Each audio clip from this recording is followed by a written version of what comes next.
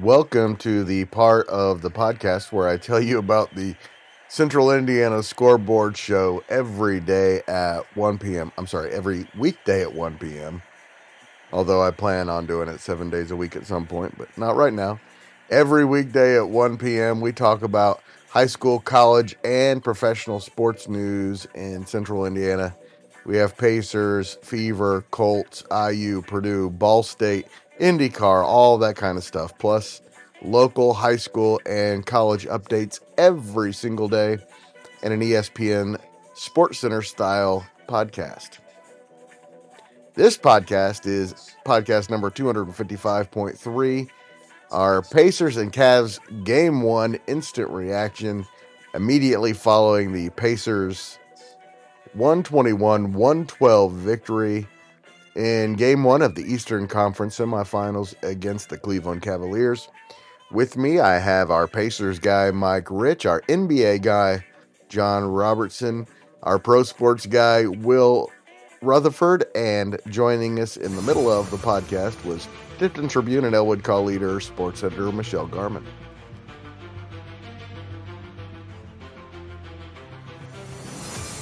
You're listening to the Central Indiana Sports Report with your host, Greg Mengelt. Welcome, Pacers fans, to the Central Indiana Sports Report. And how about those Pacers? I am joined by our Pacers guy, Mike Rich.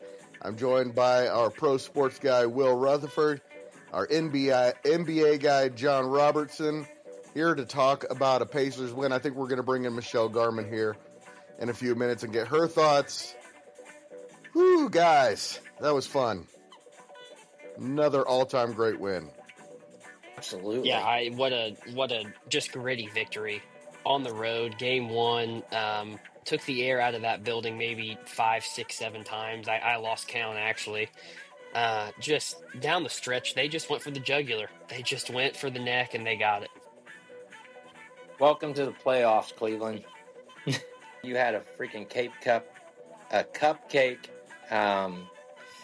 first round. I mean, Miami was, it was like warm-ups. I mean, they finally got hit in the mouth. They got outplayed.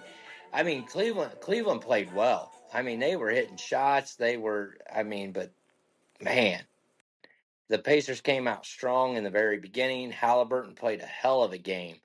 I mean, exactly what the Pacers needed. And The backcourt was amazing. absolutely amazing. Nembhard and Halliburton, and it's fantastic. Fantastic.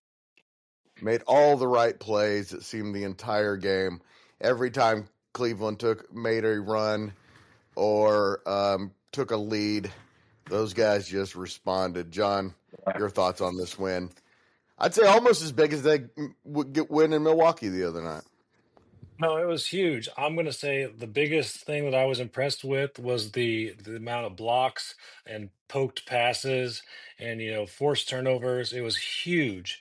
That just gave the Pacers a lot of opportunities to score and come back, even though they were struggling there. Or they were playing well.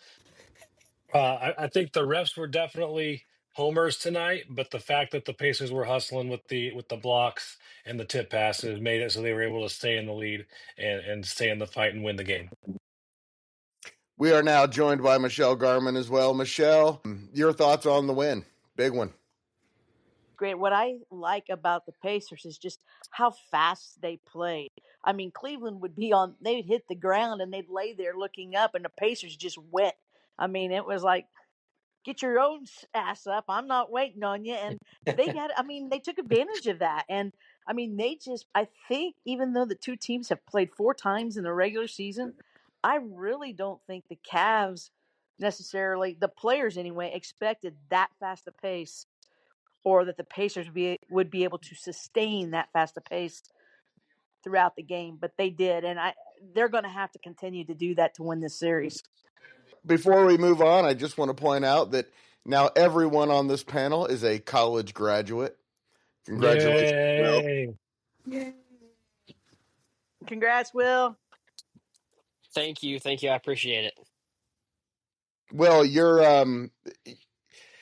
I'll just say it like this: I had the Pacers winning percentage at 15% going into the series. Now I put it at about 40. I'm guessing now you guys are even more confident than you picking the Pacers to win in the beginning. Will, start with you.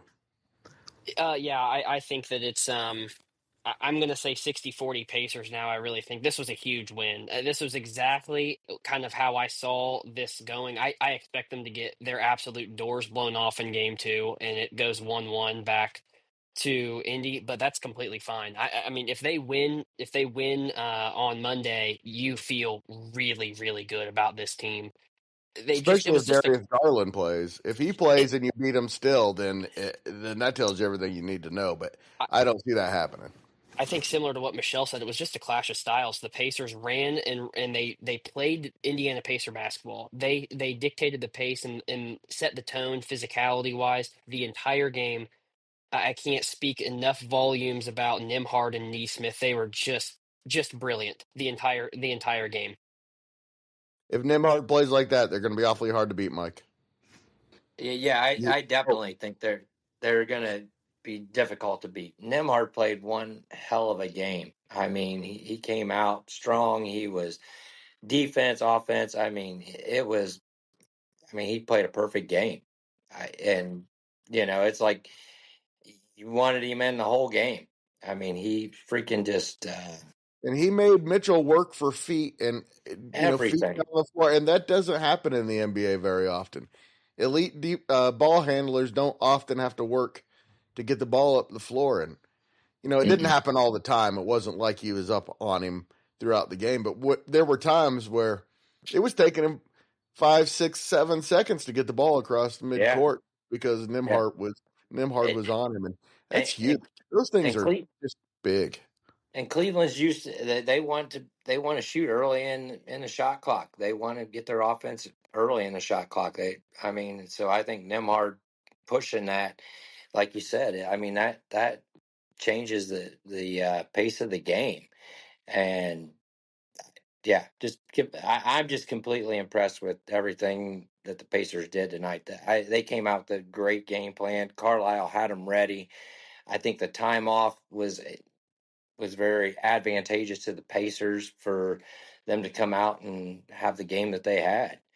And experience it. You're seeing the experience from last year pay off this year. And I think that's going to continue. I agree with Will.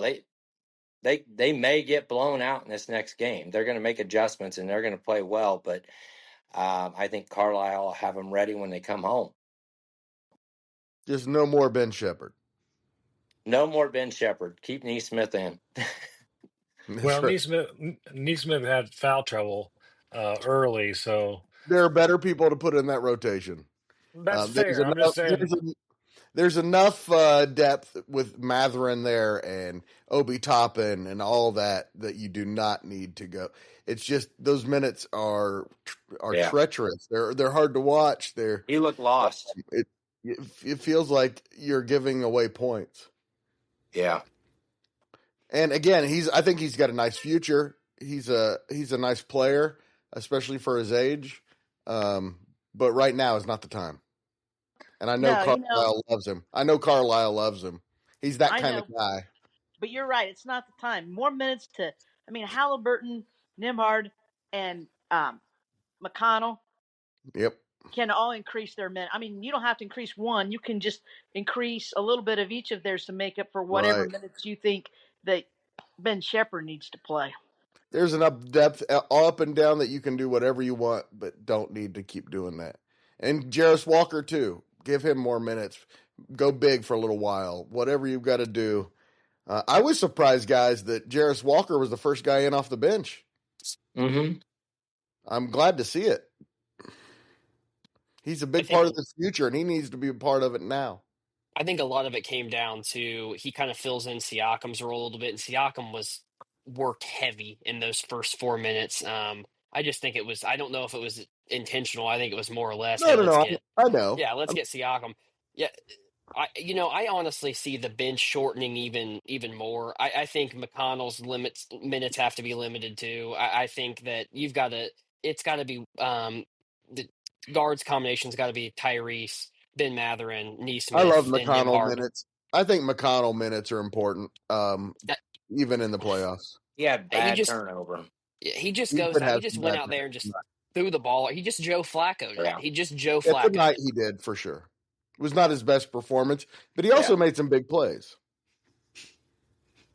You know who was big tonight, and surprisingly was Turner on the defensive rebounds. I mean, he had 10 defensive rebounds. I thought that was huge. I think that's where he needs to be. He needs to be down low. He needs to be playing in the paint, and to get 10 rebounds. I mean, for him, that's fantastic. I And mean, playing against Jared Allen allows him to play under the basket, where a yeah, lot of other teams you don't get that opportunity. right. I think the big question in the upcoming games is, do you think that Mitchell is going to go 1 for 9 or 1 for whatever he was for 3 again? Because normally he's a better No, three-point shooter than that. Absolutely. I will And he say, sorry, Greg, John, if you look at his shooting splits from after the All-Star break, he's only been shooting right around 30%. I'm not saying he's going to go 1 for 8, but he's not. I think his shooting, he's in a bit of a slump. He's been in a bit of slump this second half. Don't know if I would expect him to go 8 of 16 in the game though either. Yeah, I just think he'll fall somewhere in the middle. One thing I'd like to say before I am probably done for the day is Tyrese Halliburton put a foot down there those last 3 minutes, and he played defense. He three yes, possessions in a row, he came down and he played lockdown defense. It was just great to see. Great to see. had a great block on a 3-pointer. he's I had mean, like that was 9 huge. blocks in these playoffs. I think he stepped up his defense for the playoffs. I think he's taken it personal and decided he's going to make. I mean, he's really taken it personal on defense. He's still not great on defense, but he has been making some big defensive plays for sure. He's stepped it up over his normal. That's I think is the way I would describe it. Yeah, I agree I with think. you, John. Go ahead. No, go ahead, Michelle. Well, I was gonna say I agree with John. I think he has. What I really like is what I think he's also stepped up is active hands. He's getting a lot of deflections, and you don't necessarily have to stop the guy in front of you if you're getting hands on passes because you're misdirecting them or making it hard to when He's always been it's a good caught off-ball in the shoot defender, though. pocket. He's always been a good off-ball defender. It's his one-on-one on-ball defending he's always had some trouble with. And he gets picked on because of it at times. But I'll say this, as far as team defense, a year ago to this year, so much improvement, and they're still young. They still aren't men yet, a lot of them. And this has potential to be a great offensive and defensive team in the future, especially if they make the right moves in the offseason. Man, if they can beat Cleveland in this postseason, they could beat anybody. I mean, there's no giant out there more than Cleveland, Boston, and Oklahoma City are all about even. If you can beat Cleveland, you can probably beat anybody. Am I wrong? No, They beat Cleveland. They can absolutely win this championship. I think that the Thunder are maybe I don't know. The Celtics are still the best team in basketball. I mean, they still have, if they win this series, they've got a big test ahead of them and a team that's kind of had their number for a long time. But you feel if they can take care of business in Cleveland, it definitely, I think, nationally, their respect is, hey, this is the team that is ready to contend the next 2 or 3 years for a championship for sure. and that's what is going to motivate them, Will, because they get no national respect still. They even took this game, and they're still not going to get national respect for winning this game. I I'll mean, say it's this: a all lot about of the national media have been saying that the Pacers can yeah. win this series. Maybe fan-wise, they're not getting a lot of respect, but I think the media recognizes that they are maybe not a contender, like a championship contender, but they can play with anybody. I think Well, that's where it is They yeah, right can now. some play, of the but can media they know it win? all, but not the guys promoting these playoffs. Yeah, You look at Of TNT, and course, the Pacers aren't in any of their promo. I mean, and their of course shots. not. In fact, yeah. the last one, I mean, I had to laugh because the Lakers had been eliminated and they were in some, and it's like, you know what? It's time to cut them out. Cut out all the teams that are eliminated, guys.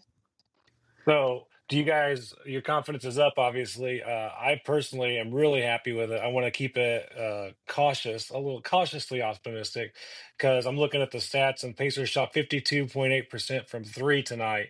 I don't know that 52.3% from three is going to be the normal. Uh, although I will say 14 from 15 from the free throw line is awesome. Like, I think that's our normal. I think Nimhard said it in the first series, just make your free throws. So that's good. But the three ball, I think that we're above average tonight. What I really liked, John, was that every time Cleveland took a lead or made a run, the Pacers had an answer. Yep. Every single time. And they seemed to just be in complete control. Even when they were behind, it felt like they were controlling the game, I felt like. No, 100% agree. They definitely hung in there. They had an answer for every time they got kicked. Cleveland went on that run to like 12-2 run or whatever it was in the third quarter to take the lead, and they never looked panicked. The Pacers never looked panicked, which is a good I think Mhm. that's sign. their experience too. I think they have played in some really close, tight games at the end of the season, and they won them. And I think they were prepared for a close game. I you know I like I said the other night. I think Cleveland was going to get hit in the mouth tonight, and I think they did. And I think they figured out, okay, we're in a playoff, so they're going to come back. They're going to come back real strong, and they're going to make some adjustments, and they're probably going to kick the Pacers' ass next time. But it's going to come All back to right, Mike. Indiana. All right, Mike. Let me do a poll real fast before we go. Once again, we've got our pro sports guy, Will Rutherford, our NBA guy, John Robertson, our Pacers guy, Mike Rich, Tipton Tribune and Elwood Call Leader sports editor, Michelle Garmon. Let me hear from you if you think this is going to be a Pacers sweep. I didn't think so. Let me hear from you if you think it's going to be Pacers in 5. I'll say it. Pacers in 5. Wow. Okay. Let me Love hear you, from you Will. if you think Pacers in 6. I could see Pacers in six. I could I see can see Pacers in Pacers in six. 6. Michelle? I can see the Pacers in 6. I can. And I won't be surprised if it's 7. I do think it's the Pacers in 6 or 7. I still think it's Cavs in 7 and could be 6, especially if Garland comes back. If he doesn't come back, I say 60% Pacers. But if he comes back, you talk about the difference between Sam Merrill to Darius Garland is night and day. That is a completely different team. Have, Um, have you ever played with a big toe injury on anything, Greg? I'm saying if. No, I'm thinking he comes back, but if that toe is not 100%, I'm telling you, I had one time, Yep, and it it's took me a tough. while. Even I tried to play through it in tennis, and you can't push off. You lose a half a step. So only if he's 100% would I be concerned if I'm the Pacers. If he's anything less than 100%, it's concerning, but not as concerning. If So we he's hope less he than comes back. 100%, I like the Pacers' chances. Thanks so much to Michelle, Mike, Will, and John for joining the Central Indiana Sports Report. That's a lot of fun doing that. One of the reasons I started a podcast was for conversations like that one. And thank you so much for listening. Always appreciate it. If you are interested in the Central Indiana Sports Report continuing to grow and thrive, please share these podcasts with your friends and family. We humbly thank you in advance.